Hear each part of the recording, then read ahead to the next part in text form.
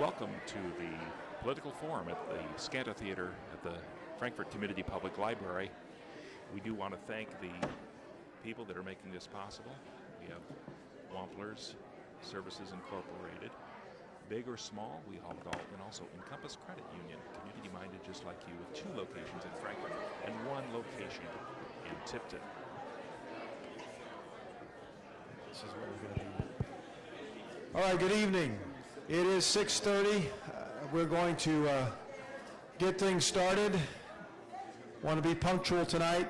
Got a lot to cover. We have actually 2 for 1 this evening. We have our Judges Forum as well as our Mayoral Forum here this evening. So we greatly appreciate your attendance. We thank you for taking time out of your busy schedule to be here. We appreciate the library.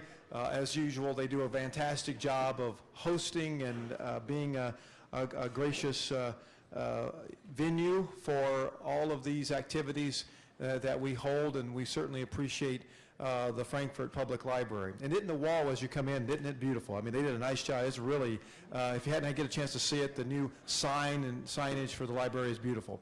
We also want to let you know that WILO TV is here this evening, and they're broadcasting live, so be careful. You may be on television. Remember, what was that candid camera? Watch out. You never know. You never know.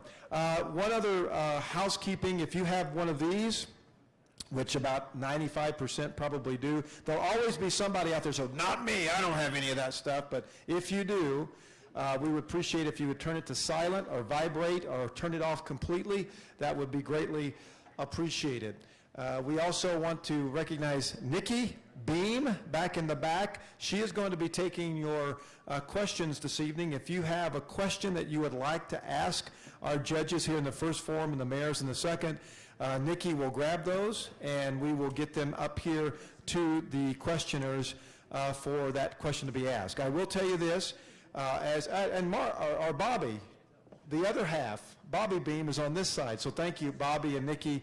We appreciate that. So, what's that?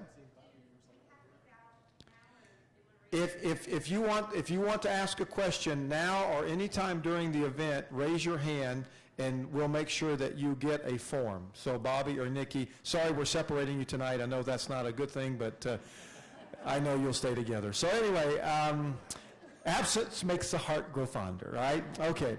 I want to welcome our questioners here tonight. We're very fortunate again to have our local media that will be doing the interviewing this evening. The questions have been selected by them from a variety of questions that have been sent to them via email or via snail mail or actually being dropped off at their locations. And so they're the ones that are getting into today. Of course, tonight, I should say, you have the opportunity to ask questions as well. First, I want to introduce a person, again, that doesn't need any introduction. This is our 3rd forum, by the way, and we certainly appreciate Sharon's participation in what she does for our community. She is the publisher of the Frankfort Times. You read her editorial about every day in the Frankfort Times. She is a Rotarian. She's very dedicated to our community. She's also on the Chamber Board, and she is the chairman of our Community Development Division of the Chamber Board. And I can't think of a better person to have here representing media tonight than Sharon Bardonner of the Frankfort Times. Would you please welcome Ms. Sharon Bardonner? Most people know this guy as well. He covers about every event in Clinton County. He's all over the place. He is the host of Party Line and also co-producer of Party Line on WILO Radio and WILO 2. He also is the news director for the Clinton County Daily News, and you can see that each and every day, and as a website on ClintonCountyDailyNews.com. Ken, I've known Ken for several years and got his start with the Frankfort Times and then moved over into the radio business. But he is one of those community players and community partners, and certainly we're happy to have Mr. Ken Hartman here tonight. Would you please welcome Ken Hartman? Okay, I think things go better with prayer, so let's open with prayer.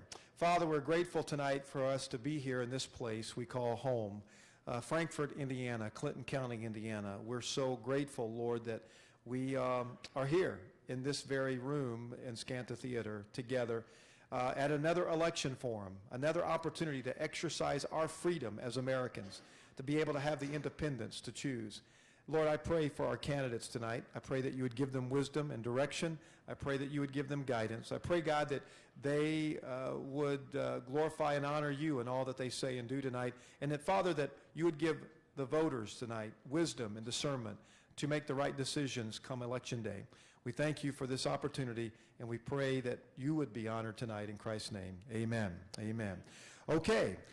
I believe we had a coin toss earlier on, and Judge Ponton won the toss and has elected to defer to the second half. And so we're going to open the opening remarks with Mr. Matt Beardsley. Matt? Good evening, everyone. I'm Matt Beardsley, and I'm the Republican candidate for judge of the Frankfort City Court. I'd like to thank Ken Hartman of WILO Radio and Sharon Bardoner, the Frankfort Times, for being here this evening. We are fortunate to have media outlets in Frankfort that focus on local news and care to spend the time and effort to be involved in local politics. Thank you to the Clinton County Chamber of Commerce and Shan Sheridan for moderating tonight. Also a thanks to the Frankfort Community Public Library for hosting this event. Our library is truly a first-class facility and has been awarded on a national level. It is certainly a bright spot in our community. I'm honored to be here tonight as a first-time candidate for political office. I'm a proud native of Frankfort, having been raised here and educated in the Frankfort school system. My roots in Frankfort run deep for several generations, and I look forward to this opportunity to serve my hometown. I will do my best to answer your questions tonight, and I know that Mr. Ponton and I will have a positive and productive exchange of ideas.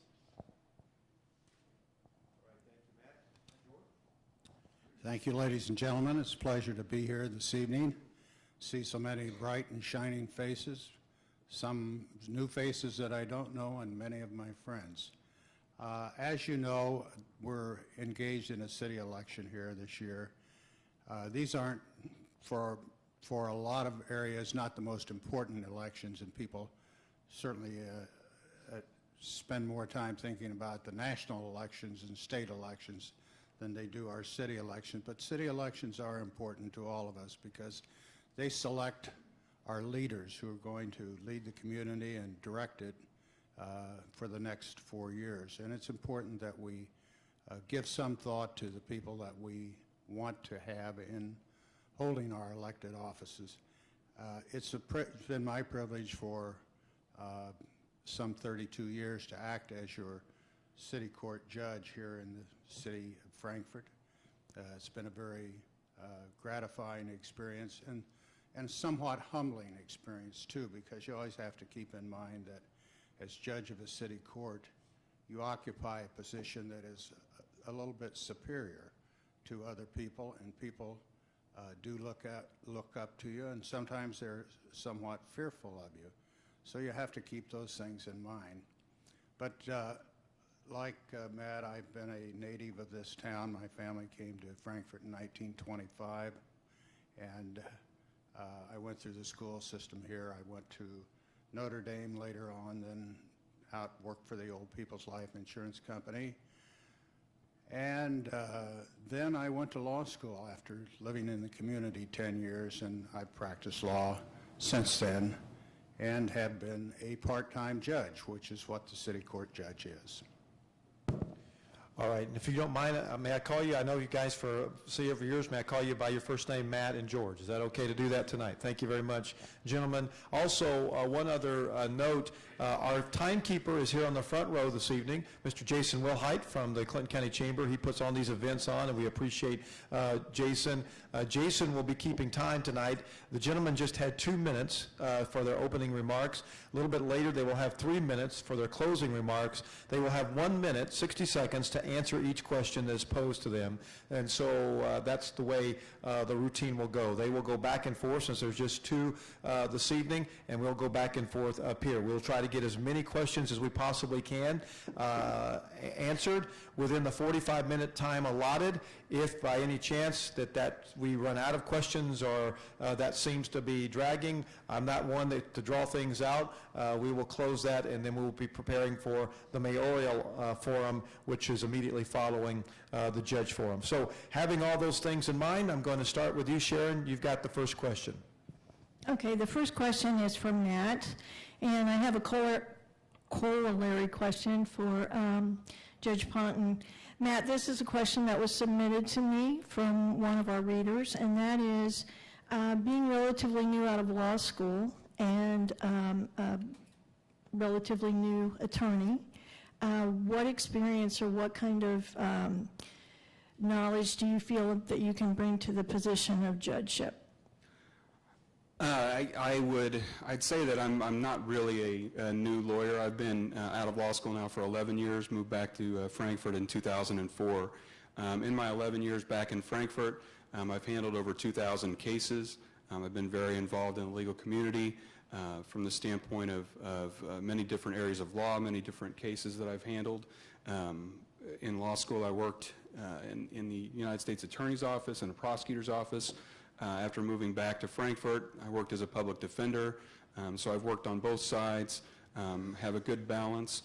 In addition to my legal experience, and I think quite extensive for 11 years, I'm also a certified public accountant, so that gives me some balance in my practice and the opportunity to work with a lot of different types of clients, both in the legal community and the accounting community. All right, now I will share this, that some questions are directed to a certain individual or a candidate, and that's fine, and Sharon just had that first question like that. Do you have a follow-up to George, or would you like to move to Ken?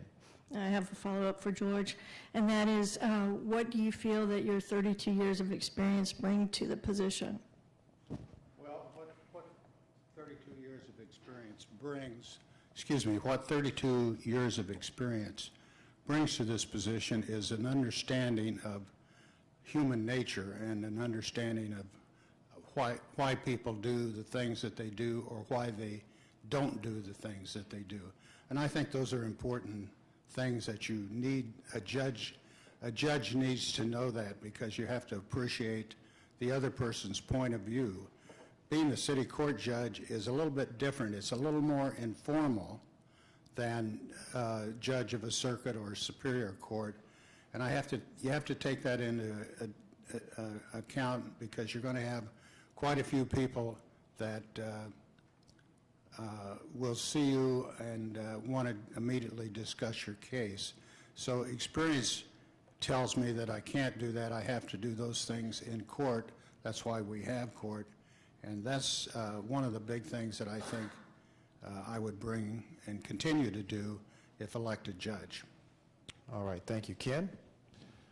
This is for both of you. What is the biggest problem or problems that Frankfort is facing from a judicial point of view? We'll begin with George. Well, I can't tell you the biggest problem that the county faces from a judicial point of view, but from just the point of view of the city court judge, the types of cases that we get are somewhat, they're mild offenses, I would call them. Most of them are violations of a city ordinance and or the property maintenance ordinances. We have a very active property maintenance department, and they bring a lot of the business into the court. We had about 270 cases filed in 2014, and we were down, but a lot of the city courts throughout the state of Indiana had a reduction in cases last year for some reason. I'm not sure why the statistics are what they are, but they are that. So I think that's the thing that we see most here in the city of Frankfort, is that there are ordinance violations and property maintenance violations. All right, thank you. Matt?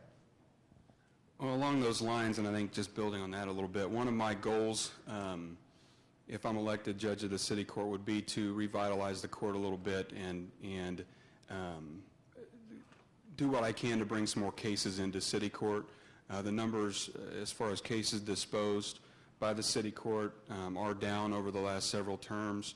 And so I think I'd like to get in there, and I have some ideas. I don't know that I'll have a lot of time in 1 minute constraints to give a lot of those, but to try to seek out cases, whether that be from other parts of the county.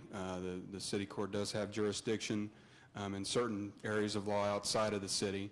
As long as it's within Clinton County, I'd like to look at that as a possibility. Work with local officials, try to bring more cases into the city court to try to revitalize that a little bit.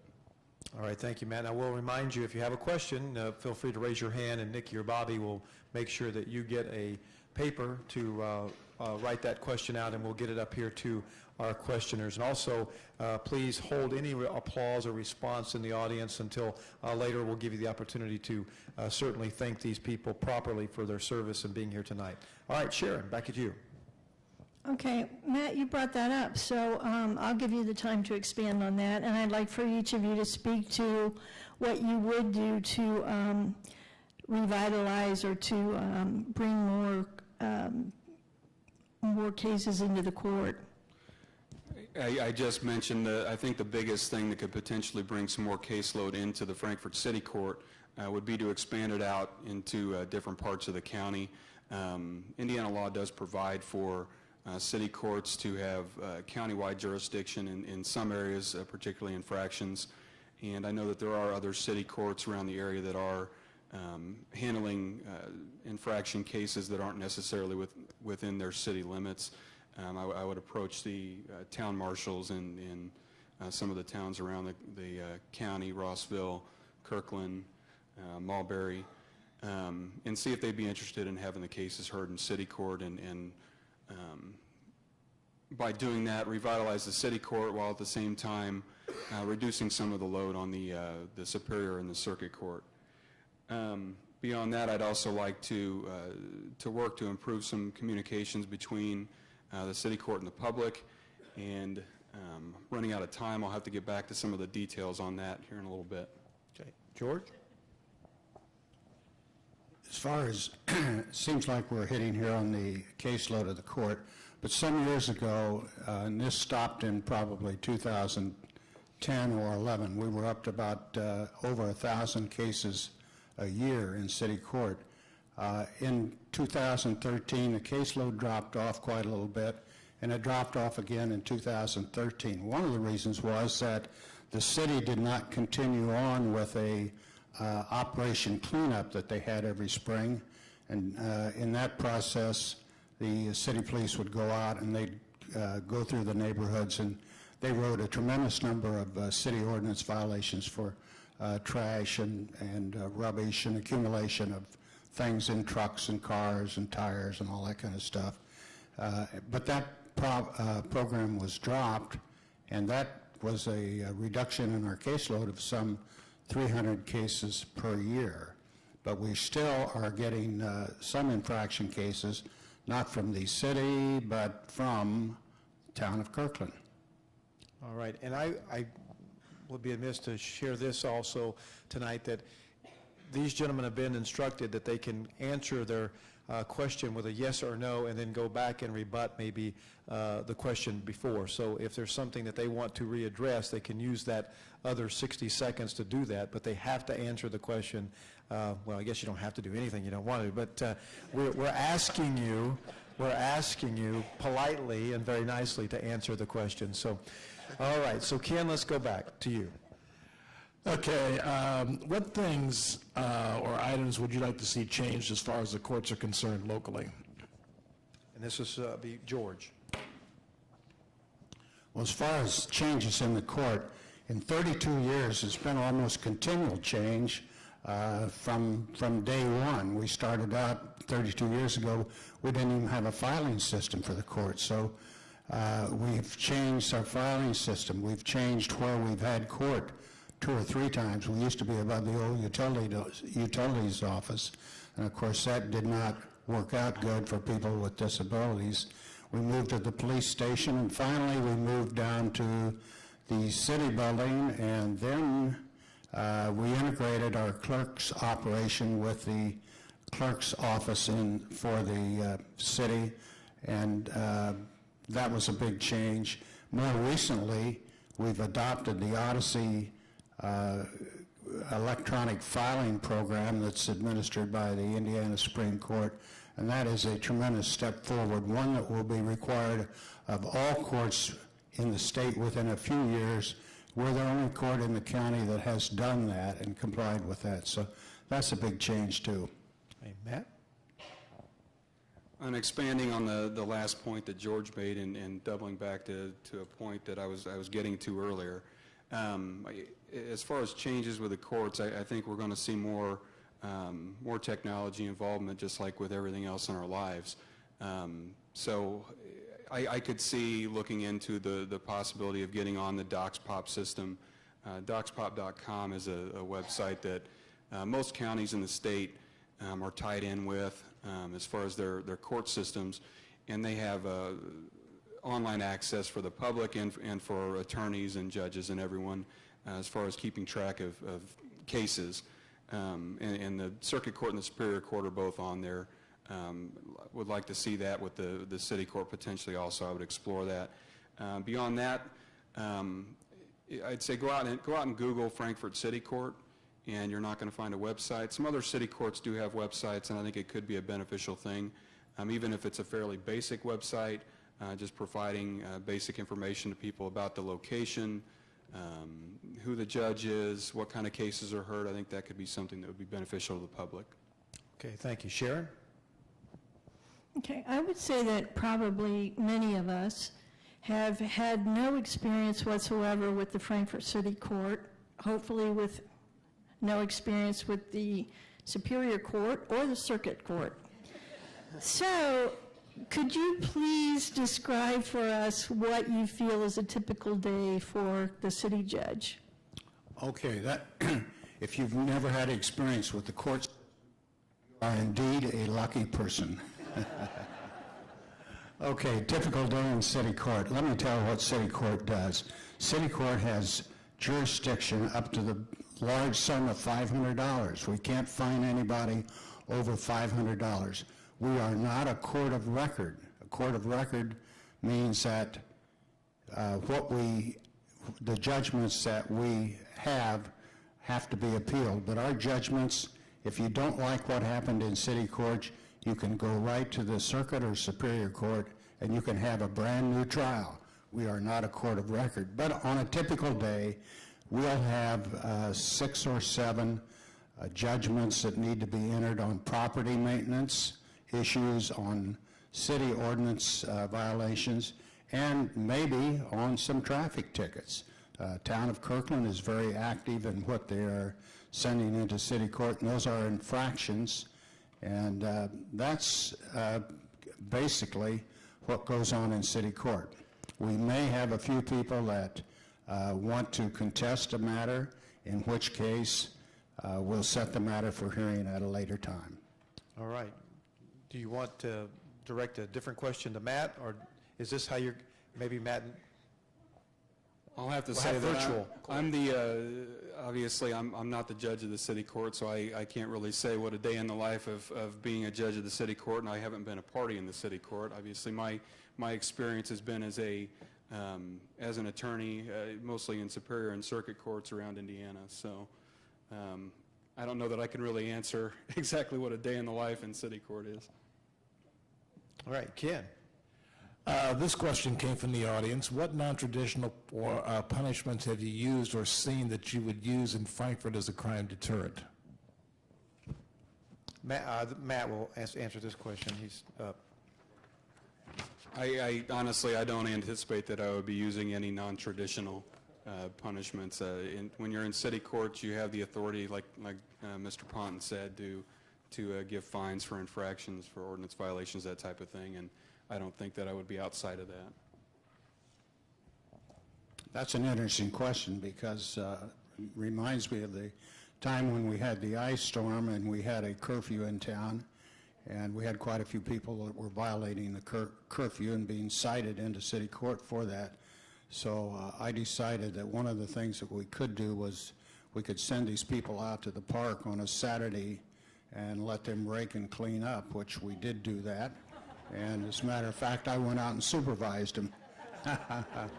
And we got the job done. One of the other more non-conventional things that I've done is, and we haven't had this recently, but some years ago, we had a run on, believe it or not, juveniles that were smoking cigarettes near the high school, and that was against a state law, and the police would go out there and cite these kids into city court, and I had to deal with them.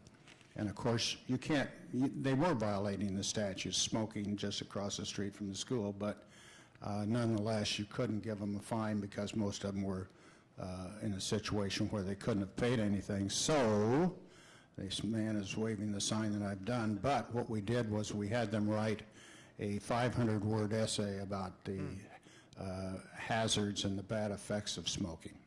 So no stocks and or no tar and feathers or anything like that. Okay.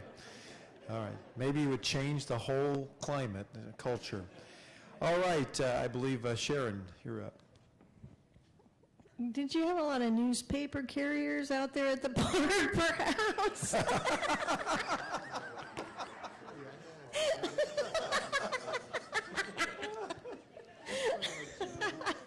Oh, couldn't resist. Well, as a city judge, you're in a position, unlike the mayors or city council people and so forth, you're in a position where you're interpreting laws, although Judge Ponton, you have indicated that you can be somewhat creative about that. So tell me how that feels and what kind of other creativity you think you can bring to that position. All right, George? Okay, other things that you can do are going to be more limited as we get into this odyssey technology and electronic case management system that we now have, because your disposition on your cases have to fit into certain categories, and they don't have categories for writing the judge a 500-word theme on the evils of smoking. There's nowhere you can enter that. So we're going to be somewhat limited on how we dispose of cases, and the ability to be creative is going to be less and less as time goes on. Yeah, he had the wrong sign up, so he actually had 30 more seconds, George, but that's okay. You didn't need it, so we'll make sure that gets corrected. All right, Matt. And I'll have to say I'm impressed with some of Mr. Ponton's creative judgments that he's entered in the day. That's certainly some things you'd see in that length of time of experience.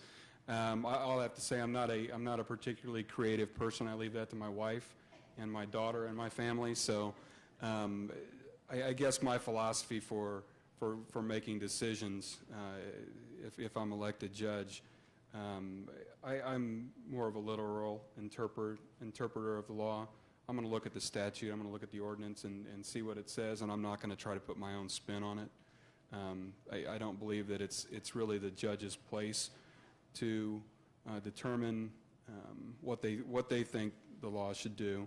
They need to look at the law that's been enacted by that legislative body and carry it out. All right, Ken.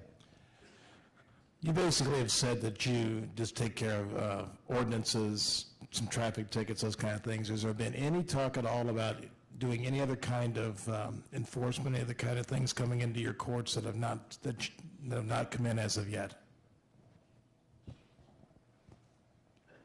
Well, we're somewhat limited because we are not a court of record, and we're mostly set up to handle infractions and city ordinance violations, and the city court has exclusive jurisdiction of the city ordinances. That's exclusive. So we do a lot of that. We can do more traffic cases, but the judge is not the person who decides how many traffic cases are going to be sent to city court. That's decided by the prosecuting attorney's office, and they make the decision of whether they want their cases to be heard down in city court or whether they want to keep them up in superior court. I have the feeling that I think it's more convenient for the prosecutor's office to keep their business in the courthouse, then they don't have to come down to the city building. And the other thing is that our court meets at 4 o'clock in the evening for the convenience of the defendants. And that's the time when most of the courthouse people are getting off work, and we're convening court at that time to hear our cases and conduct our business. All right, Matt? One thing I do want to explore, and I haven't really decided for sure if I want to go forward with this, I would like to talk to our other judges in Clinton County, Judge Hunter and Judge Moeller. The city court does have some jurisdiction over criminal misdemeanor cases, somewhat limited beyond infractions and ordinance violations. I would like to have a discussion with the county court judges to see if there are some of those cases that would make sense to come into city court. There are limitations, like Mr. Ponton said. The city court is held one afternoon a week, so there would be some limitations on what kind of cases potentially on the misdemeanors you could bring into city court. But going back a decade ago, there were some misdemeanor cases filed in city court, and that at this point is pretty much gone away. All right, Sharon. Okay. I'd like to ask each of you what interests you in this position. What led you, Judge Ponton, to run in the first place? And Matt, what leads you to run today? Well, if you're an elected official, you have the privilege of serving your community, and I think that's what leads a lot of people into politics, is that they want to do something for the community, and this is an opportunity to give back to the community. People have wondered about the salary, which I would like to tell everybody. It's about $15,000 a year, but a city court judge gives up other opportunities of employment. So it's not the money that's involved in it. It's really the opportunity to do something for the community and give back in the way of service. Now, there are other ways to do things for your community other than serving on as judge or serving as a board members and on other committees and organizations that function in the community. But public service is one way to give back to a community that I feel has been very good to me. Okay, Matt? Well, I think my answer is going to be very similar to Mr. Ponton's answer. Certainly, it's, as he stated, the salary for the city judge position. It's not about the money. Mr. Ponton probably could have made more money through the years in diverting his legal career toward other areas of the law, and I think I certainly could do the same thing. It is about public service.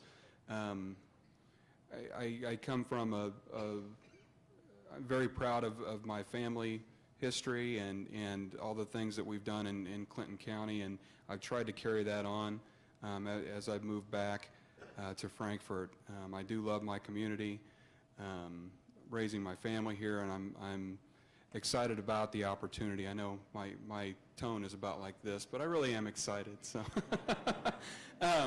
it is really about public service. It's about finding a way that you can give back to your community in an area that you feel that you have an ability in. And I think it's something that will be very interesting. I think it's something that I can do well, and it's a way to give back to the community. All right, thank you. I want to remind you, last call for any questions. If you have a question, raise your hand. Bobby and Nikki will make sure they grab that. We're winding things down here, a couple more rounds, so if you do have a question, please raise your hand and we'll get that question answered as quick as we possibly can. All right, Ken and Matt, you will start with this one. You guys just brought it up about when you have court. Has there been any thought about maybe changing the time of when you want to have court held? I think for me, at least initially, if I'm elected, I wouldn't make a whole lot of changes going in. I'd want to get acclimated to the process, get acclimated to the job, but I'd say everything's on the table. Certainly, if there was a good reason for changing the court time, I'd be open to doing that. I would want to listen to people in the community as to why we would want to make that change. I know that I believe that city court's been at that time for a number of years, and people have probably come to expect that, but if there's a good reason to change that, I'd certainly be open to it. All right, George? No, I, if elected, would have no inclination to change the time of court. Again, as I said a little while ago, court time is set really for the benefit of the defendants that have to come to court. And I chose 4 o'clock so that most of them can get a day's work in and don't have to miss work to come in at 9 a.m. or 10 o'clock or whatever. They can come 4 o'clock after they've finished their work. One of the other things that we haven't talked about here this evening is city court is a very active place for people that want to get married. Believe it or not. I think I married about 120 people, 120 couples during the year of 2014, and we're still having quite a few marriages this year. So that's an important service, and that's just a service that's rendered free of charge to anybody that wants to show up, not only from the city but from the county, and there are quite a few people that do show up. So the time of court works out conveniently for people who want to get married. It works out conveniently for the judges, for me anyway as judge, and it works out conveniently for the people that have to come to court. Yeah, I can vouch for that. For some reason, they end up wandering the halls of Old Stony, end up at the chamber office, and I always direct them down to the chambers downstairs. Of course, I'm a preacher, so I'm always willing to marry them myself, but they want the judge. They want the judge. They don't want to go through the premarital counseling, I don't think. So, okay, we're going to go one more question, I think, because we're going to be, unless you have something more pressing, but we want to give folks the time for their 3-minute closing. So, Sharon, I believe this one is to you. Are there is there any input that you would give to the city regarding the ordinances that they have set? I mean, do you give any feedback in terms of this doesn't seem to be well written, or it's not easily interpreted, or anything along those lines? Yes, I certainly think there is room for a judge to indicate to council members or the mayor or whatever members of local government if there's an issue with interpretation, if the language is clumsy, if there's difficulty in determining what their intent was or how to interpret that. But beyond letting them know that difficulty, I don't think it's the judge's place to give any input as to what they think should be done about that. Just to state, this is the reason that I'm having difficulty interpreting this. I guess please try again. Okay, George?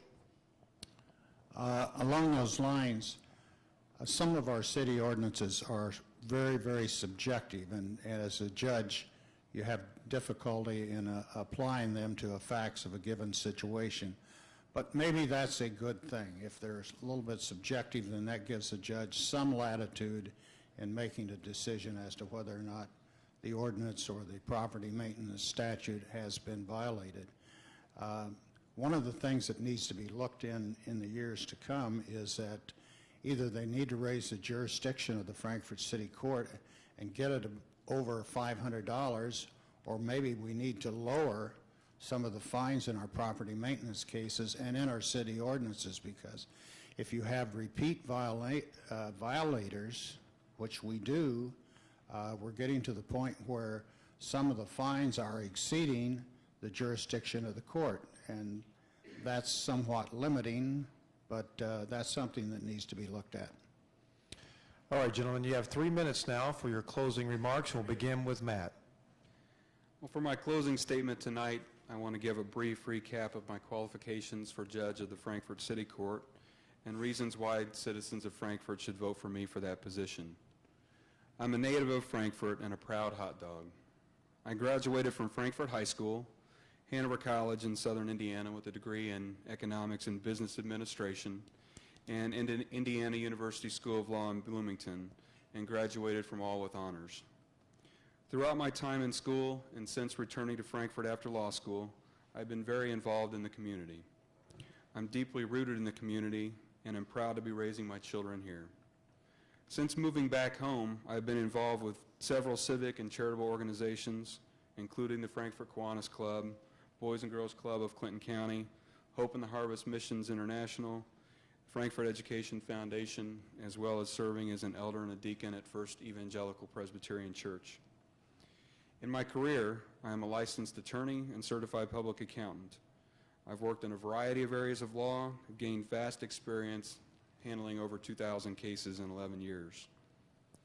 My varied legal practice and extensive business experience as a CPA have given me balance in my career and have prepared me to consider cases dealing with parties of different backgrounds and perspectives. I will bring a fresh start to the City Court, increasing the caseload and improving communications with the public. I am confident that I can make decisions as a judge with wisdom, fairness, and impartiality.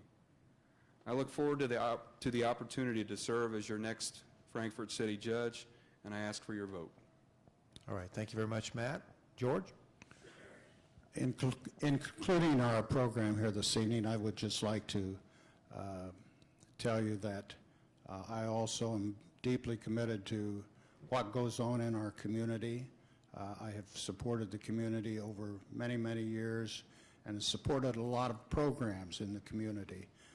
I've been for new schools over the years. One of the things that comes to mind as we wind this down is that there have been many, many changes made in the city court over the period of 32 years that I've been there. And as we discussed, you get a certain feeling for being a judge, and it is an honor to be a judge. I don't see a lot of people that are my friends in city court. They seem to stay out of it, but I meet a lot of people that seem to be at a disadvantage for one reason or another. And those are people that you have to treat with kindness, and I think over a period of 32 years I've developed the right attitude to serve my fellow man in the capacity as a city court judge. It's a very serious thing. I take it very seriously, and I would take it seriously in the next 4 years. Obviously, I'm getting long in years. I don't expect to be able to run for this job again, but I would like to complete another 4-year term and serve my fellow man the way I've done in the last 32 years. So, therefore, as the Democratic candidate for judge of the Frankfort City Court, I would appreciate your support if you feel so disposed to give it to me. Thank you very much. I think they deserve a hand tonight. Greatly appreciate both these men. They've taken their time tonight.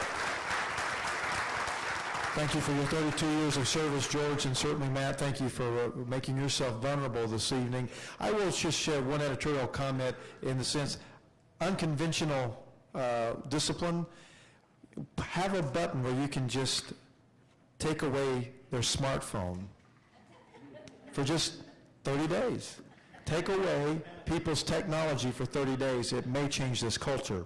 Think about that. Sheriff, I don't know, maybe it'd be something. Hey, we're going to take a 5-minute break. Make sure you greet these gentlemen. Again, thank you very much, Matt and George. Great job. Appreciate it. 5-minute break, folks. 5-minute break. Okay, well, there you have it.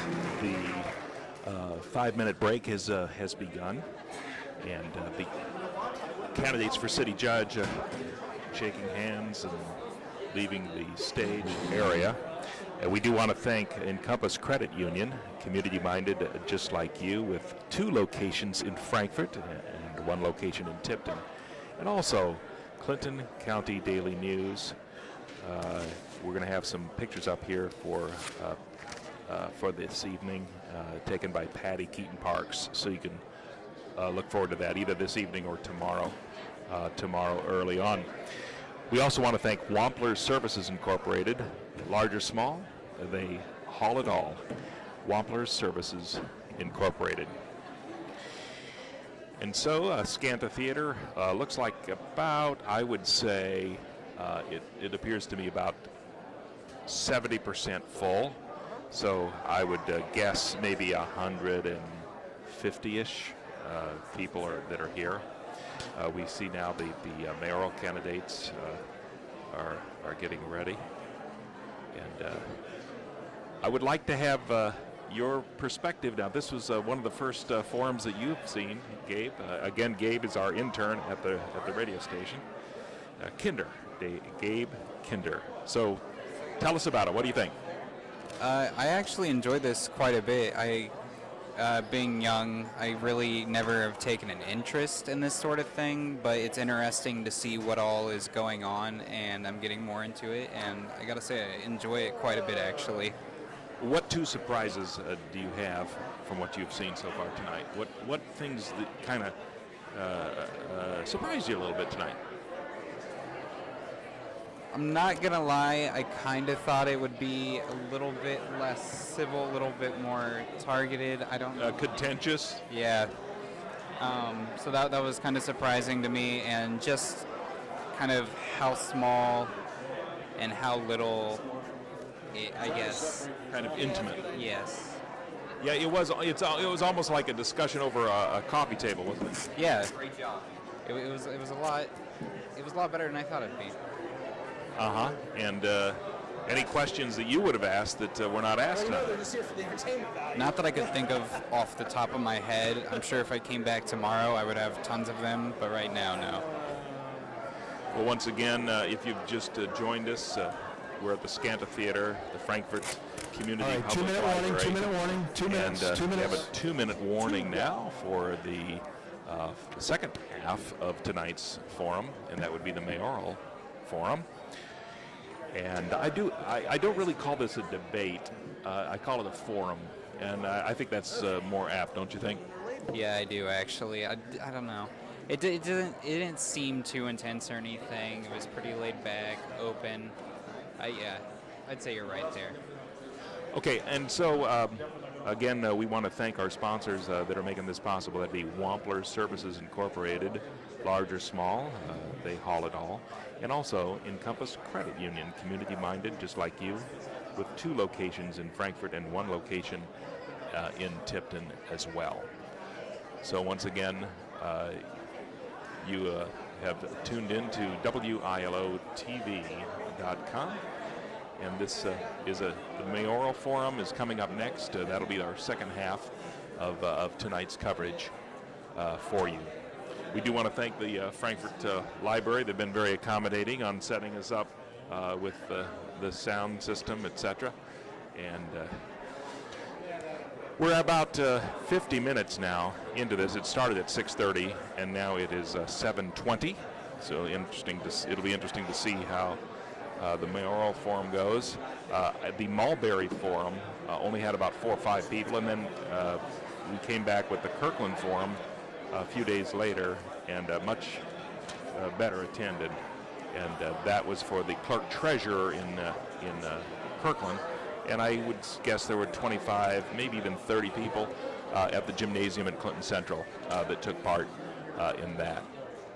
So once again, we want to thank our sponsors, Encompass Credit Union, community-minded, just like you, with 2 locations. I'm getting some complaints about it being too cold. If somebody could do something about that, that'd be And great. also Wampler Services. I don't know anything large or about small. the temperature We haul it all. controls, so. Probably asking for questions. Gabe, is that what he was asking for? Yeah, it was. Yeah, they want questions from the audience. I would say percentage-wise, I would guess about 60% of the questions are perhaps prepared by either Sharon or Ken ahead of time, and about 40% come from the audience. Sometimes the audience questions overlap, and you'll have basically the same question, just worded differently from about 3 or 4 or 5 people. I've seen that happen. So it's nice. What they try to do is maybe combine. So we're going to be All quiet right, we're here. going to get started with the second portion of tonight's election forums, and we will We will conduct this the same as we had the first forum. We will have the opportunity for questions by the audience. Again, Bobby and Nikki, they've got those papers, and you just raise your hand during out, and we will do our darndest to get those questions answered, but we can't always guarantee. We were under 45 minutes. So we already have some. Thank you. I will give these to our interviewers. There's some from the audience. And we already had the coin toss a little bit earlier. The mayor won that toss. He elected to receive, so he is going to open things up. And then, now may I call you by your first names tonight? Jaime and Chris, right? Please do. Okay, Yeah, I at least for appreciate me. trying to be informal tonight, so we appreciate that very much. So we will begin with Chris. Okay, thank you, Shanna. Thank you to the Times, the Chamber, WILO for being here, and to you all for coming out and being a part of this community conversation. It's been the greatest honor of my short life to represent our community.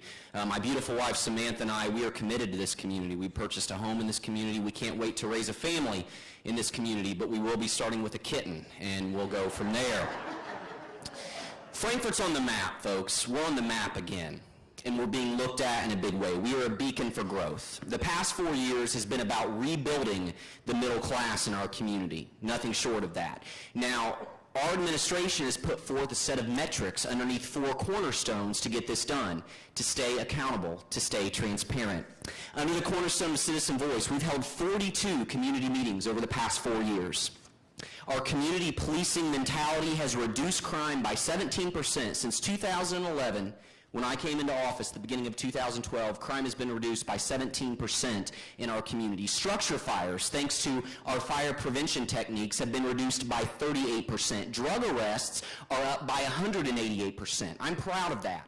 If you're using drugs or dealing them illicitly in our community, you're not sleeping well at night. That helps me sleep better. Under the cornerstone of neighborhood revitalization, we've imposed a hearing authority. We are holding derelict property owners and absentee landlords accountable for their property. Our uptick in housing and improving that housing stock is crucial in terms of rebuilding our middle class. Economic development, we have welcomed 3 new corporate citizens. We've added 635 full-time jobs, good jobs to our community over the past 4 years, with a private investment number of over $115 million. And oh, by the way, we have a community college in our downtown as well. Under the cornerstone of communications, we've held 5 leadership summits. A lot of people talk about the city and the county working together. We've done that. All of this being said, I truly believe Frankfort is moving forward, and I'm humbled to serve you. Jaime? I'm going to stand up because that's how I was trained in the Marine Corps, to talk to people, so it's just the way I am. A lot of you don't know who I am. I was born and raised in Clinton County. I went to Clinton Prairie, graduated in 2000. In 2000, I also joined the Marine Corps, where I served for 5 years. In 2003, I was deployed to Iraq, and I served time over there and then came back home. In 2005, I got out of the Marine Corps, came back here to Frankfort, started going to school at Kelly School of Business down at IUPUI. Over that time, I worked in the sales field, and in 2013, I got my bachelor's in business management and human resources management. I did that all on my own. I come from a middle-class family. My father was a factory worker for 48 years. My mother worked in a factory. She also helped in the schools here in Frankfort. I'm doing this because I want to make Frankfort better. I am half Latino and half European descent. There are a lot of people like me here in the community now. I don't think that everybody in the community is being addressed the way they should be.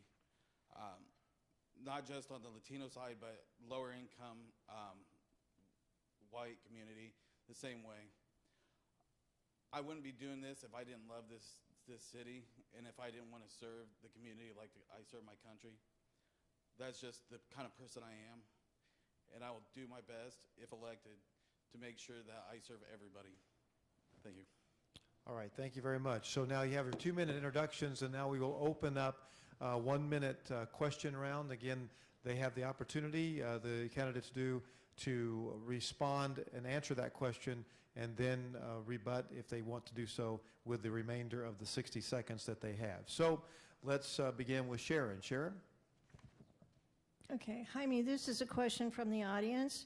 If elected, you'll lead the Board of Public Works and the City Council. This person doesn't attend all the meetings, but they don't remember seeing you there. And why have you not attended any of the public meetings? For one thing, I have to work. I'm like everybody else that's here. My job entails me to be there from 9:45 to 6:15 or 1 p.m. to 9 p.m. So I don't have the ability, and it's in Lafayette. That's where it's located. I don't have the ability to get back for all these meetings. I wish I could. Like many other people, I had some apathy at first about what was going on in Frankfort, and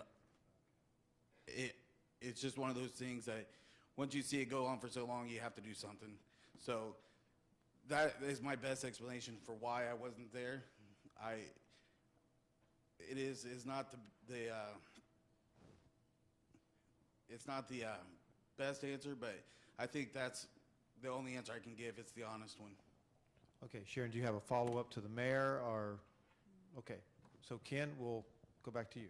Okay, I'm going to ask this for both of you. What do you guys view as your strengths and weaknesses for the position, and what makes you think you're qualified for that position?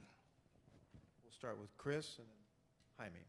Well, I definitely think a strength of mine is communications. It's what I studied at Butler University, and I got engrossed in leadership there. I'm proud to be a sound communicator. A lot of people think that being a good communicator is simply talking. Actually, listening is 90% of communication. I would like to point out the individuals that I've surrounded myself with, small business owners, the patriarchs and matriarchs that have made this community who it is. I'm just a kid. I'm 27 years old. I don't claim to have all the answers. I'm very humbled by that. But I can promise you one thing, no one will outwork me. That's the work ethic that my parents instilled in me. I'm proud to have Tom Ransom and Ken Estes on my Board of Works and a wonderful team of department heads. Something I need to work on as a leader, to be quite candid to you, just like my mother, Kim McBarnes, I like for everybody to be happy. I really do. And as a CEO of a major organization, you're going to make decisions. They're going to make people upset. So I'm working on that, and I'm becoming better at dealing with those feelings. All right, Jaime? I think my background in both the Marine Corps, which when you first get on the yellow footprints, they teach you to be a leader. They teach you to lead by example and have integrity. There's certain leadership traits that the Marine Corps teaches, which is bearing, judgment, integrity.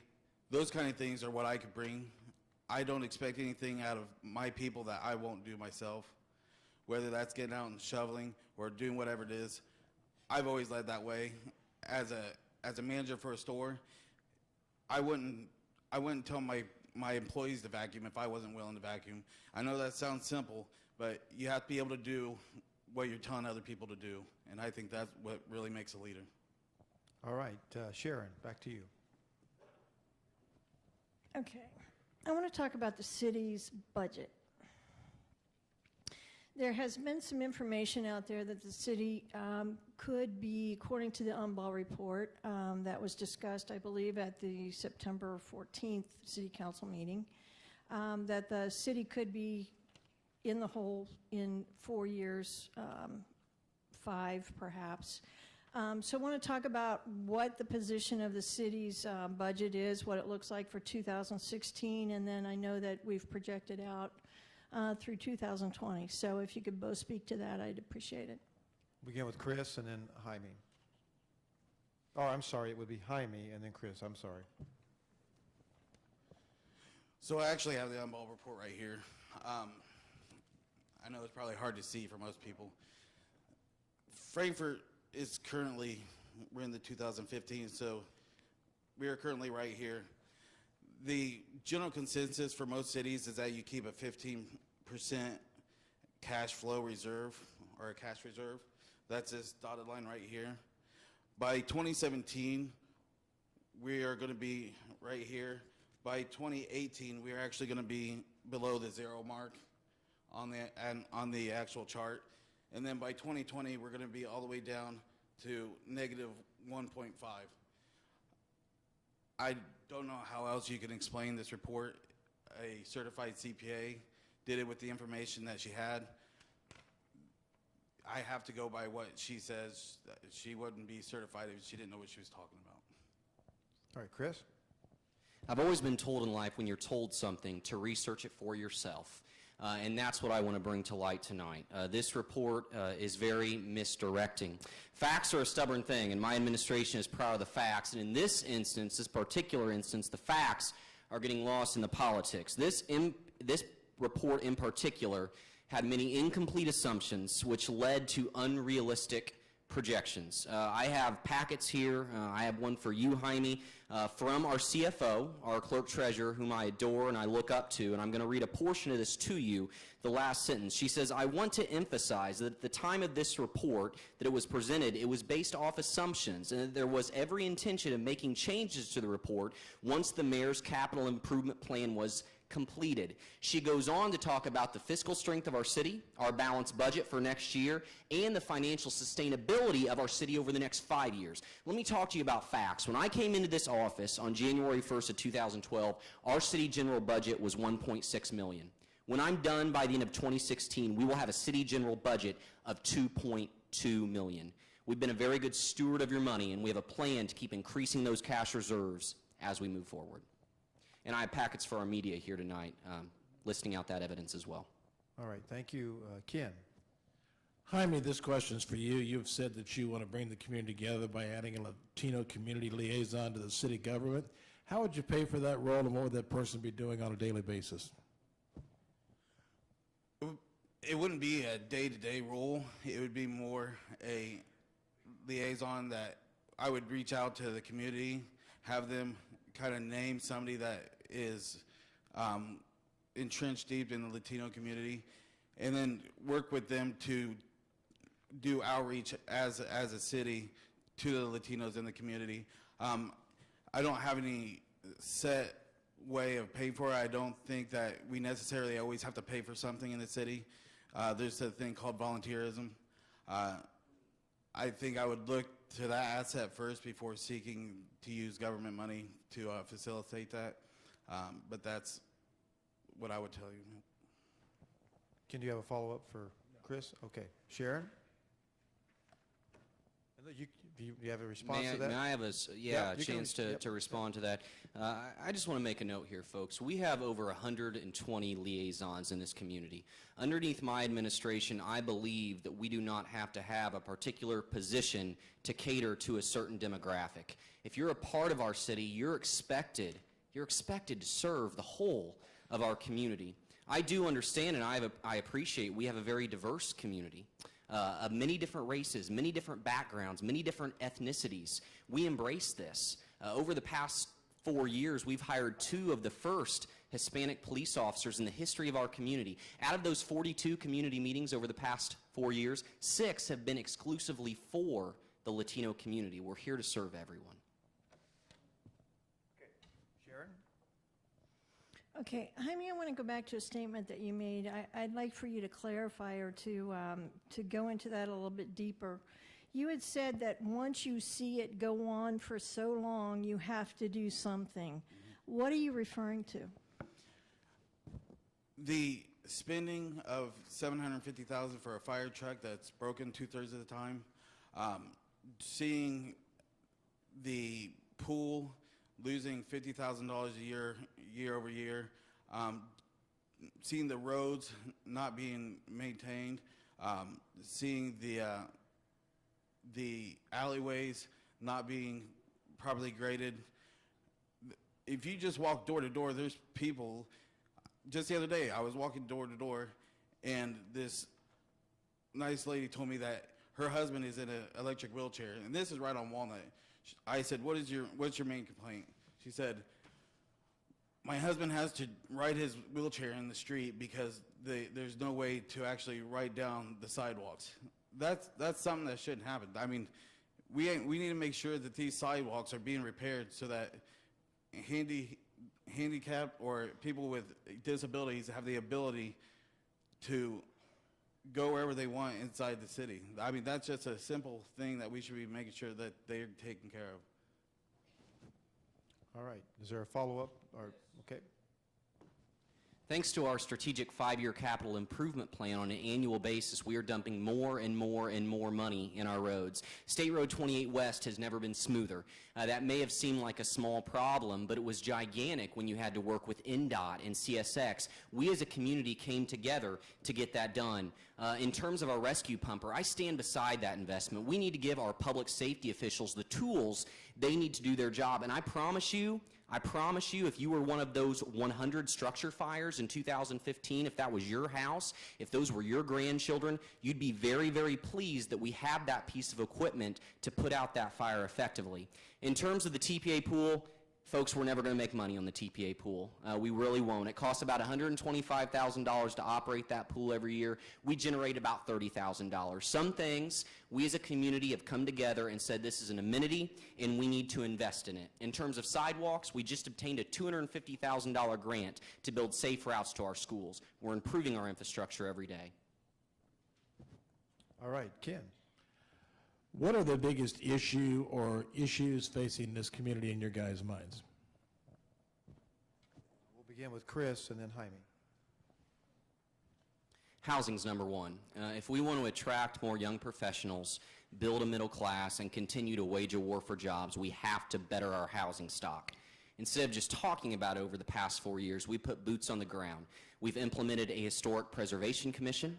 We put into place a hearing authority to hold derelict property owners and absentee landlords accountable. Doesn't mean we don't have compassion. We have events like Operation Spring Cleanup that give the opportunity for individuals to come out and give back to their community. We have a wonderful Neighbors Helping Neighbors program. If we have a physically challenged war veteran or an elderly individual that by no fault of their own can't upkeep their property, we will connect them with volunteers to help this issue. Right behind that is that war for jobs, and we're getting that done. Over 600 full-time jobs in our community, $115 million worth of private investment. Frankfort is open for business in a way it's never been before. All right, Jaime. You state the question again? Yeah, what are the biggest issue or issues that you think are facing this community? I mean, the biggest one is the taxes. Everybody thinks that there's a 2% tax cap. There's things like the TIF tax, which can go around that tax and actually increase on top of property tax, along with the cumulative tax. We need to make sure that we're keeping all of those taxes down. It's not to say that you're only going to have a 2%, you can't go above a 2%, but that's just magic that they sprinkle over the tax base to make people think that they're not raising taxes. As far as looking at things that are going to spend, there's plans now that we're going to buy the golf course for whatever reason, it's been losing money as well. If people don't know, the golf course is owned by the city. A few holes are owned by Farmers Bank, and the other holes are owned by Wesley Manor. It's not our responsibility to pay for stuff that only a small margin are using and is benefiting other companies. All right, you can in the next question, Sharon. Okay. Jaime, on the one hand, you say that we need streets fixed, we need sidewalks fixed, and then on the other hand, you say that the 2% tax cap is a joke, and that taxes are really out of control. If I've misinterpreted any of that, I apologize. But can you tell me how those two things work together? So the way the tax is set up is the city can lay a regular property tax, or the county can lay a property tax up to 2% of what the value of the home is.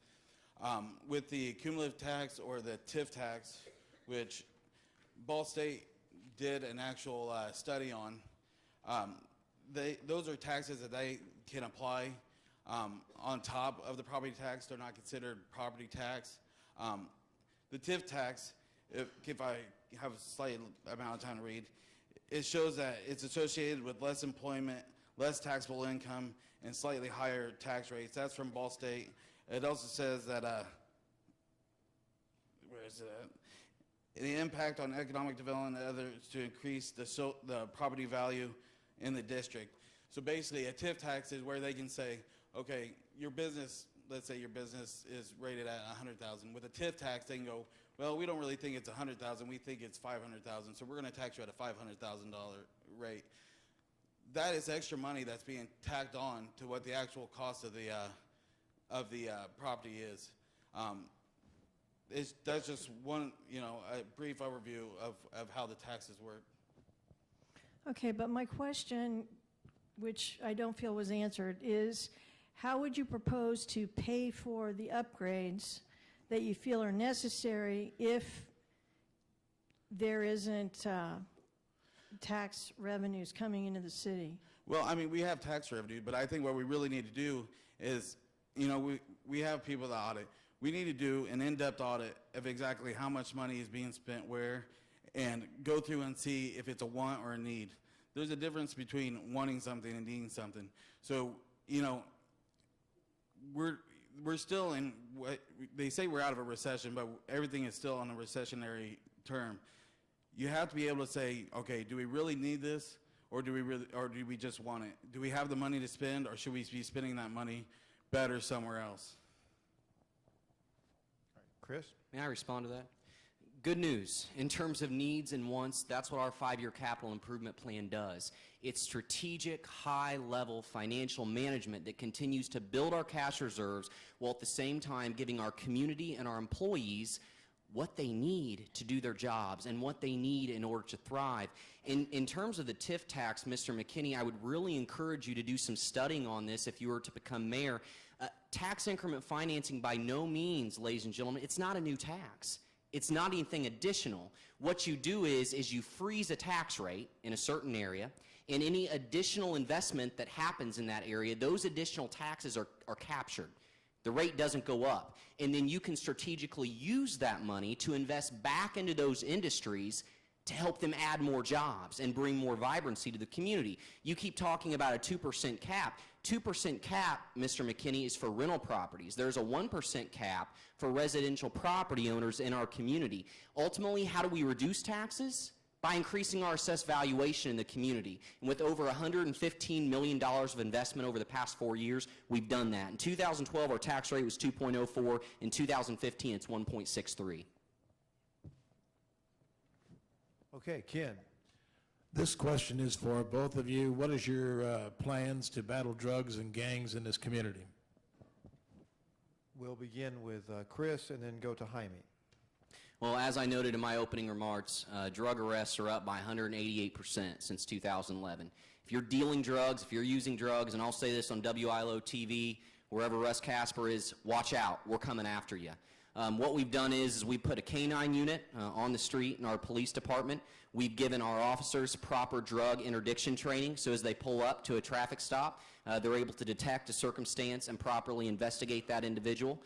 If they are dealing drugs or using drugs, they're off the streets. Another thing we've done is we bulked up our detectives division. So we have 2 narcotics detectives now that are working in tandem with Sheriff Jeff Ward and his department in terms of a drug task force for our community. Drugs are not welcome in Frankfort, and we're making that statement loud and clear.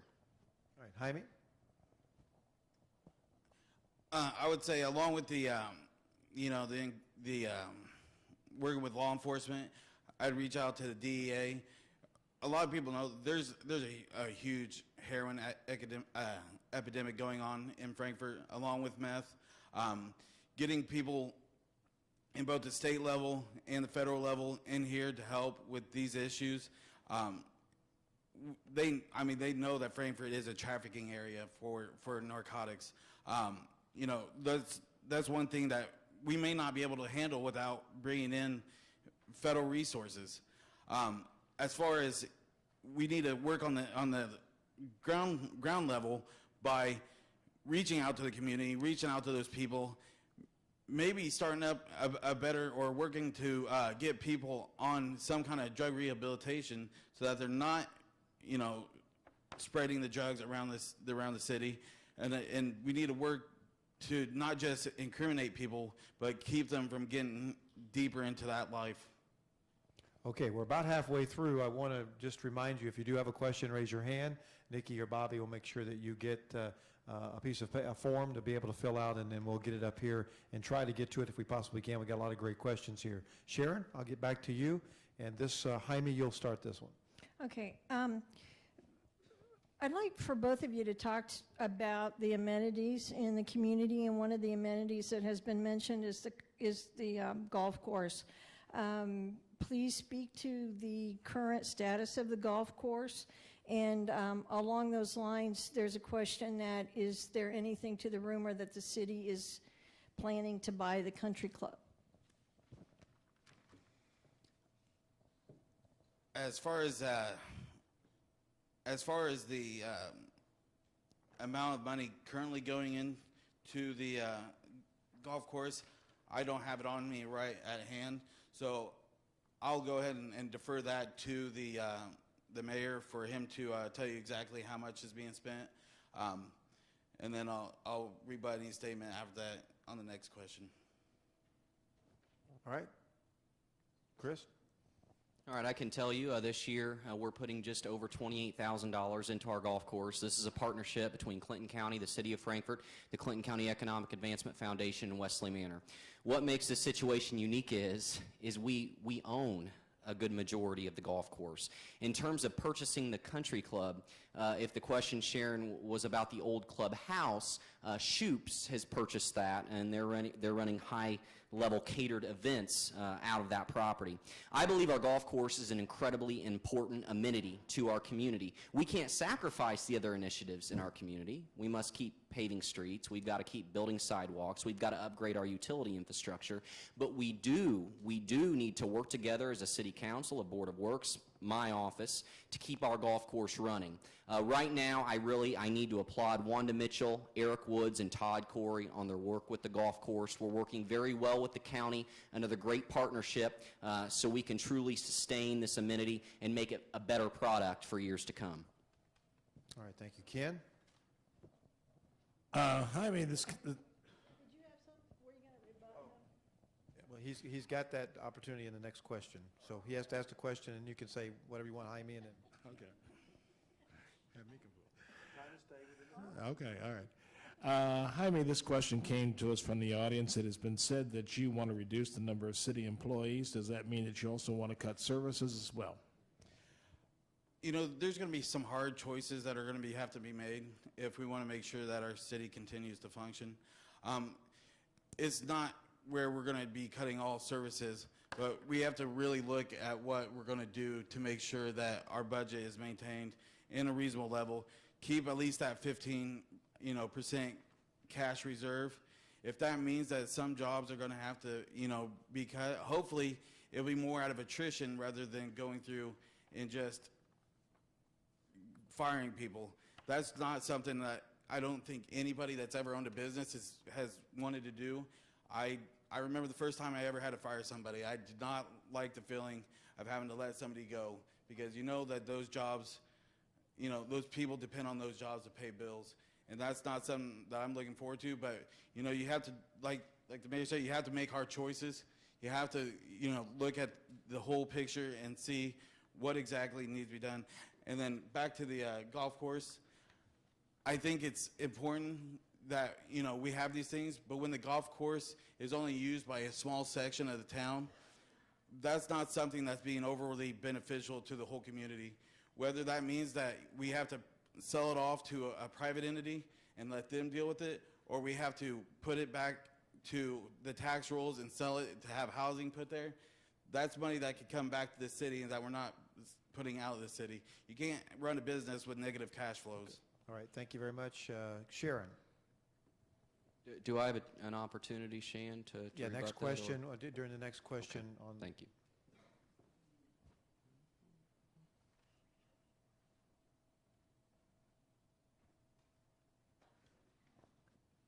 Of course, with the lack of time, I guess I could have given... No, I'm sorry. Go ahead, no, go ahead, Sharon. Thank you. We're on time. Wow. He's going to keep us moving. Okay. I would like both of you to speak. This is a question from the audience.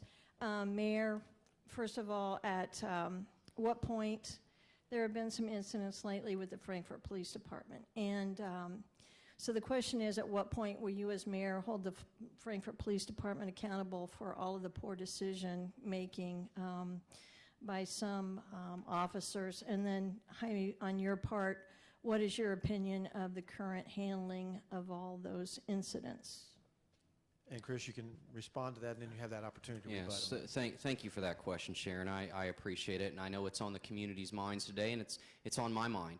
It's very unfortunate that we've had two individuals make off-duty decisions in their personal lives that have brought a poor reflection on this community. I want to assure you that we have employees that exude excellence on a daily basis. 99.9% of them exude excellence on a daily basis, and I appreciate them. Our community would not be what it is without those employees. I can promise you, individuals that make poor decisions on or off duty will be held accountable. The Indiana State Police have been handed these investigations so we can have a third-party, objective investigation. We are conducting internal investigations as well, looking at how these choices go against our standing operating procedures. And one of these individuals has already resigned. Yesterday, we accept that resignation letter in the Board of Works. Our employees know what's expected of them and that they will be held accountable. So I think that action speaks for itself. We take this very seriously. As far as my question, I think a lot of it goes into some of the individuals who have gotten in trouble recently. This is a pattern that was over an extended period of time. You know, in the Marine Corps, you're, like you said, you're held accountable. You don't get to just slide off if you do something. You know, they don't go, well, you know, a little pat on the hand and say, you know, don't do that anymore. You have to be able to say, okay, look, this is serious. You mess up again, if they even get a second chance, and you say, you're representing the city and you're representing, you know, law and order in the city. If we can't depend on our police officers, which, as you say, most of them are awesome individuals. They're great individuals. But if you're not representing the, you know, law and order, you're not sending the right message to the rest of the citizens when you're saying, well, you better watch out because you're gonna, you know, we're gonna lock you up for this. But our guys, they can, you know, go around and do what they want. That's not something that anybody should stand for anywhere, and that's something that you have to put a stop to from the very beginning. If they're drinking and driving, or they're, you know, getting into tussles at local bars, that's something that you need to put a stop to immediately. Okay. All right. Thank you. Ken? This question came from the audience. It's directed to the mayor, but I'd like to have both of you answer this question. Do you guys believe that Frankfort is a blighted city? Say that again. Do you believe that Frankfort is a blighted city? Thank you for that question, Ken. I do want to quickly address something that my opponent said earlier. I want to put our city employees' minds at ease. As long as I'm mayor of this community, there will be no major layoffs in our employee base. I believe that we have to keep our employee levels where they're at. In public safety, maybe a little bit higher. We're doing that through sound financial planning. Again, I'm bringing you facts tonight. When I came into this office, our city general budget was at $1.6 million in terms of a cash reserve. At the end of this year, we're going to be at $2.2 million. Through effective financial management, we progressed our cash reserves. In terms of a blighted city, Ken, I'm very proud of my community. No, I do not think we are a blighted community, but we're working hard to make it better, whether it be a community college in our downtown, a downtown revitalization plan to rejuvenate our downtown, bringing more industries into our industrial park, which we have with ConAgra Foods, Indiana Packers, or Wabash National, or even working hard to preserve our golf course because it's right in the middle of our city park system. We're going to make this community more vibrant, and we're going to keep moving it forward. Jaime? State that question one more time. Do you guys feel that Frankfort is a blighted city? So, I mean, you can't close your eyes when you go down Frankfort. There's houses that are burned out right on Wabash or right on Walnut. There's burnt out houses, you know, all around the city. It's not great. And that's by no means saying that it's the mayor's fault. That's not what I'm saying at all. But to say that over the last, you know, 4 years, and probably going back farther than 4 years, we have been on a decline that we need to stop. We need to work to make sure that, whatever areas need to be torn down so that those don't become, havens for more crime. You don't hear about it in the paper or on the radio, but within the last month or so, there's been a house shot up, a car shot up, a stabbing. That's not something that should be happening in Frankfort. So to the blighted thing, I am like the mayor. I want to see a bright future for Frankfort, but we can't sit with our eyes closed and say that there's nothing wrong. Okay, Sharon?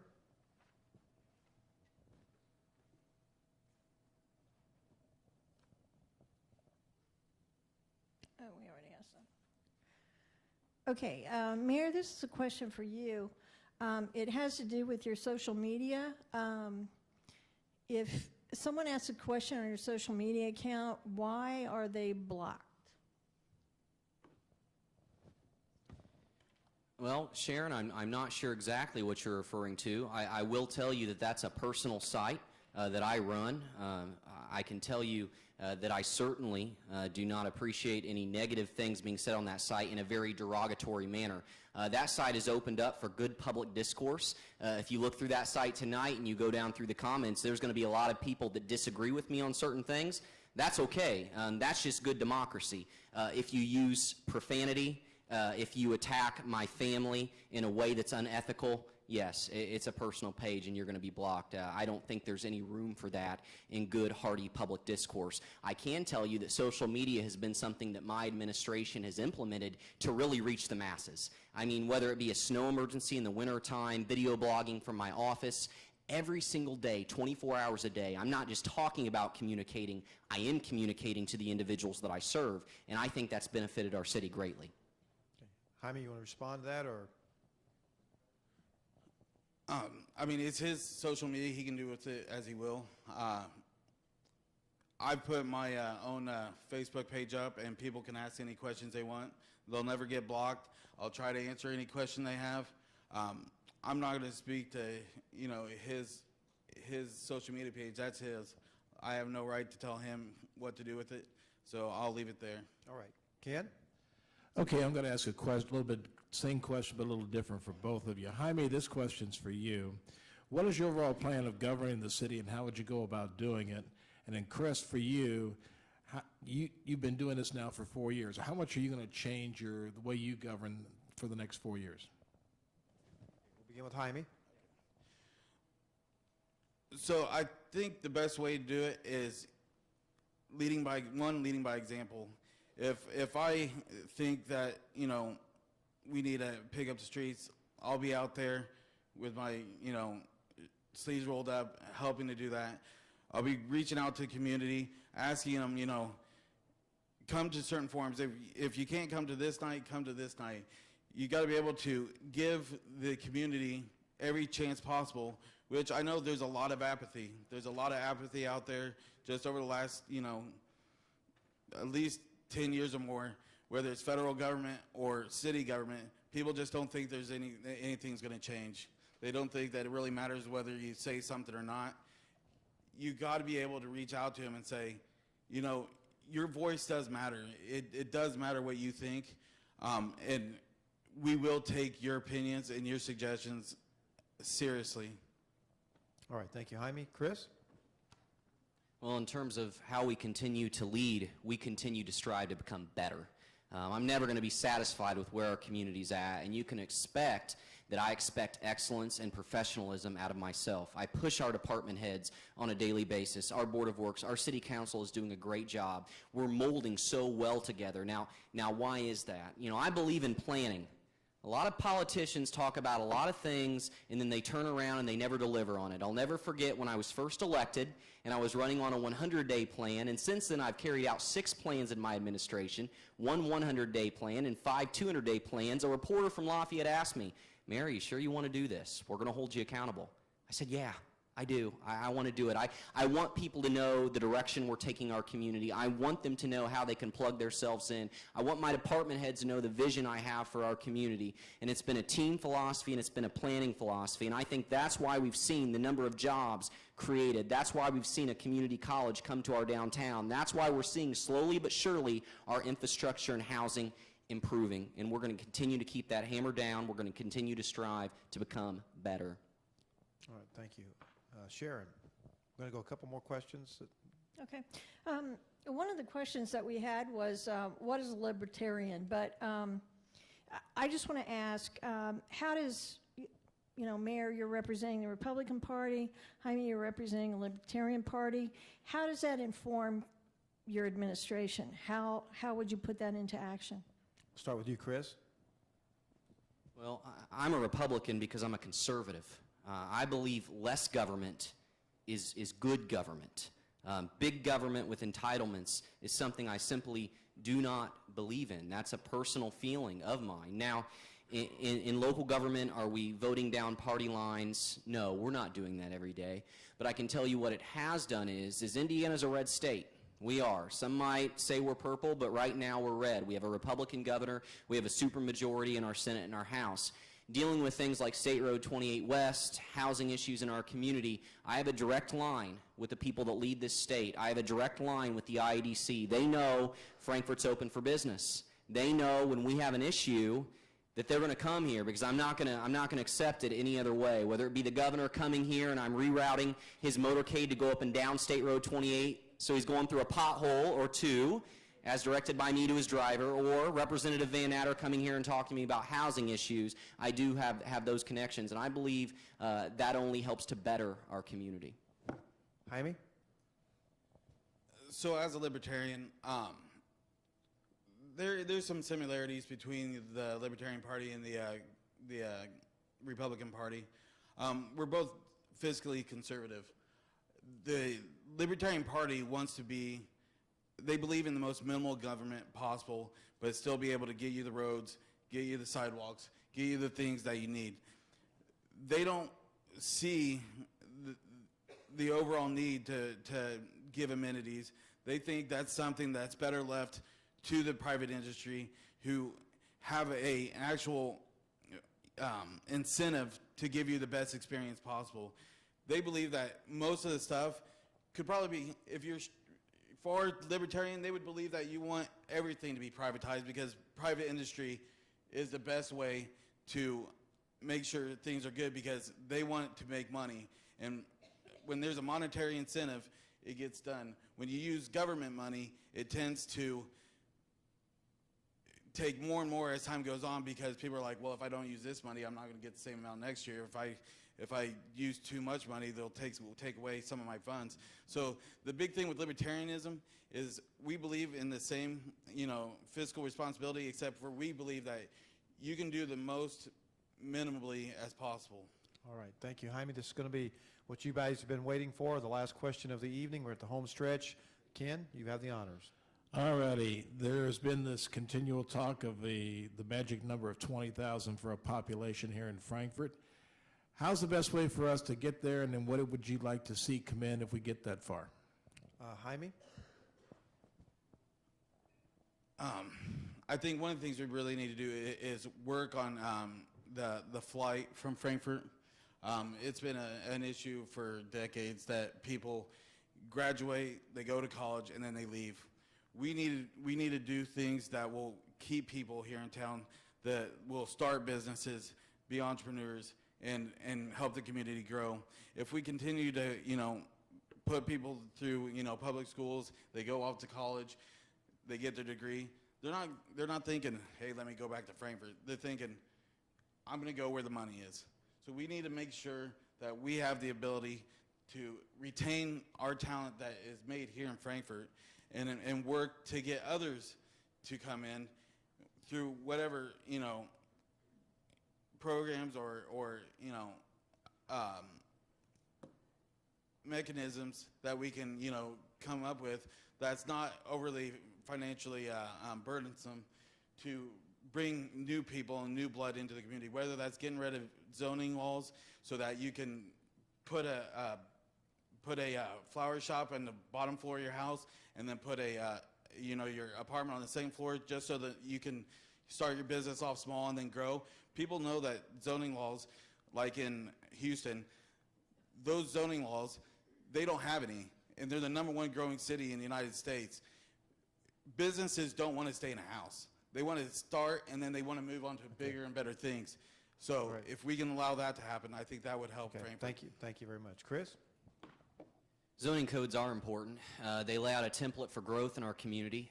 That's why you have zoning codes so you don't have scrap yards in the gateways of your community. The specific instance with a flower shop on the bottom level of a home, that's why we have the variance process. And that variance was granted, and those individuals are going to do a wonderful job running that business. In terms of growing our population, we need good housing.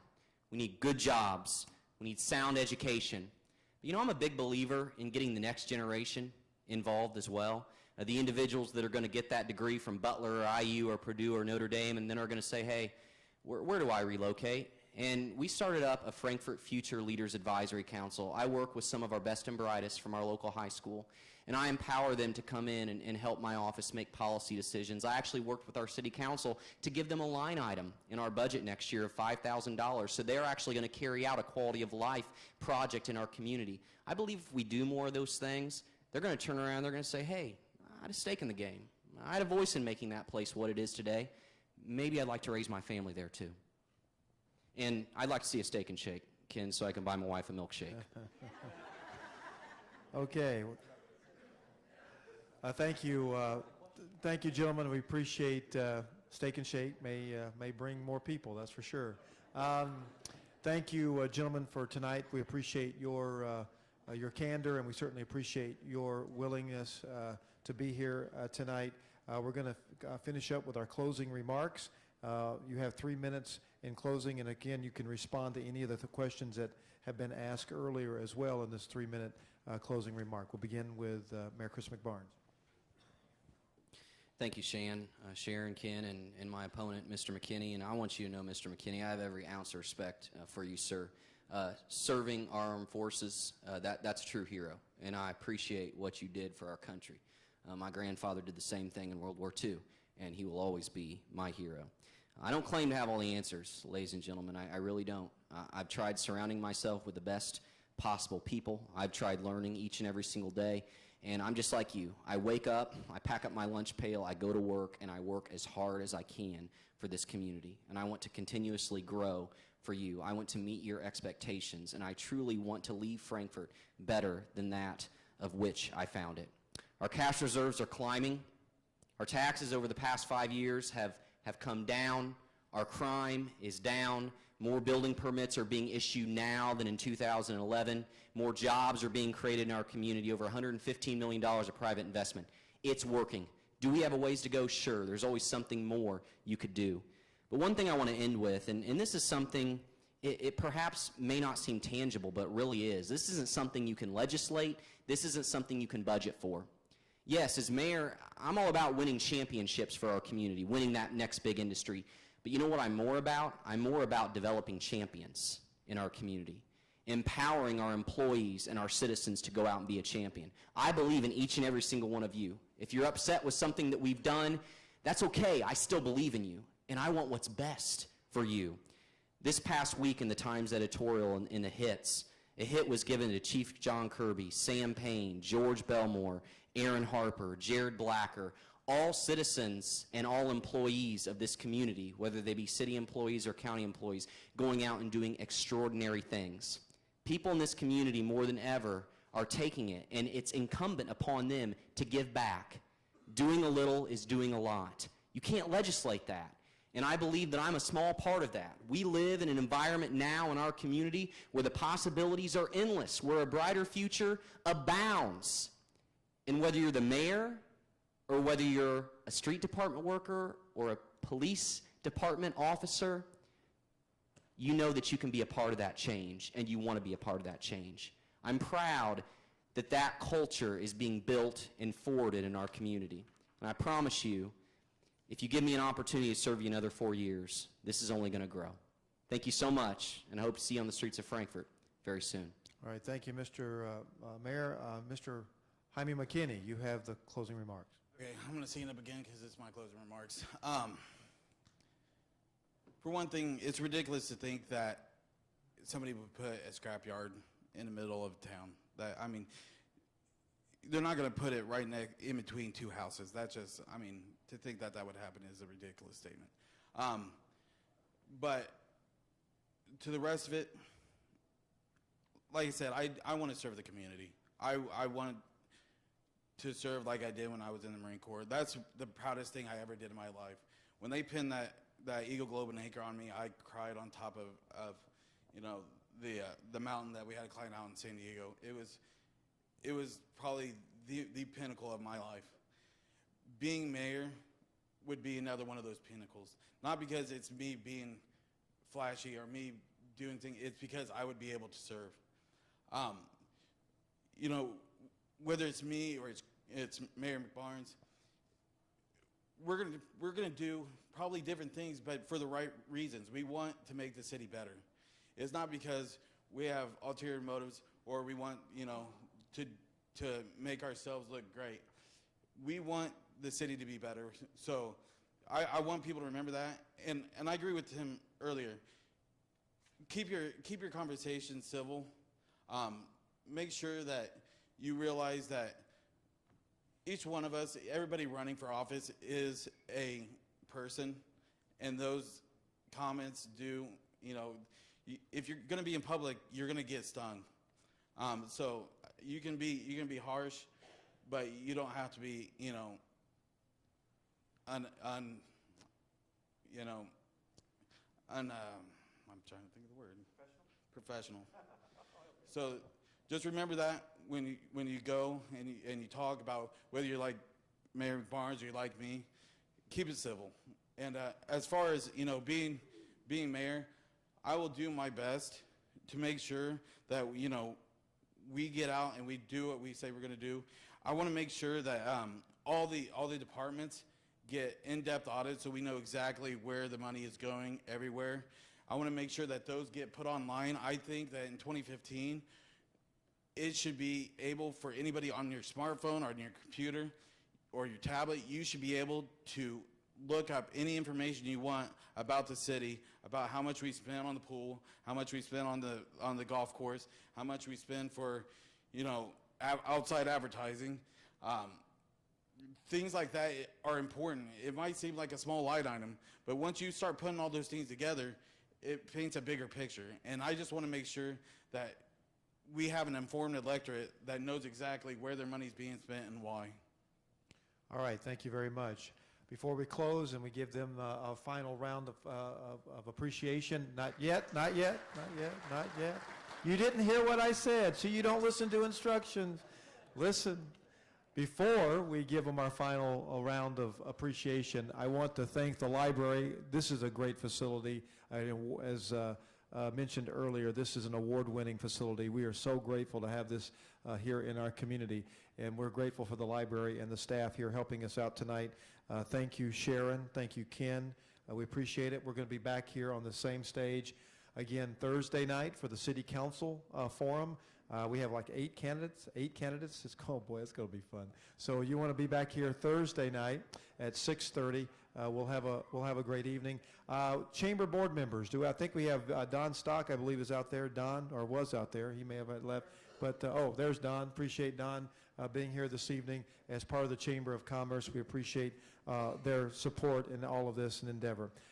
Veterans Day is coming up. Mr. McKinney, we certainly thank you for your service. We greatly appreciate what you've done for our country, and our hats off to you. Mayor, appreciate your service to this community. Thank you for the last 4 years, and we appreciate all those folks who are willing to serve our community unselfishly each and every day, and especially our country. And one final comment, just understand that we do live in a great community.